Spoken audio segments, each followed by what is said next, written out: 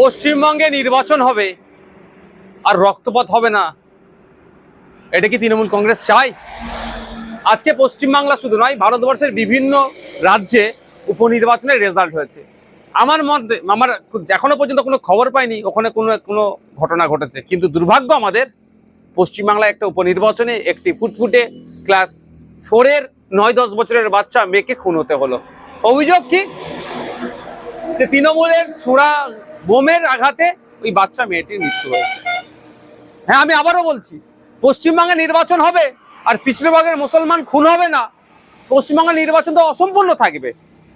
মুসলমানদের শিক্ষাতে ক্রমশ পিছিয়ে রাখার কারণ এটাই তো, মারামারি করবে, হানাহানি করবে, মরবে, মারবে, জেল খাটবে, ধ্বংস হবে। এই জন্যই মুসলমানকে রেখেছে, ভোটার হিসাবেই রেখেছে।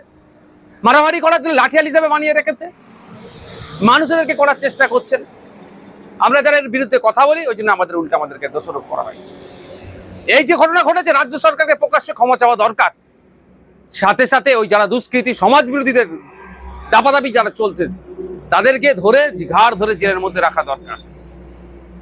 আমি ওই পরিবারকে সমবেদনা জানাই এবং গভীর উদ্বেগের সাথে বলছি, আমার পশ্চিমবাংলা কোন দিকে এগিয়ে যাচ্ছে। সামান্য একটা উপনির্বাচন, এখানেও যদি খুন হতে হয়, এখানেও যদি হিংসা হয়, তাহলে 2026-এর নির্বাচন কিভাবে হবে?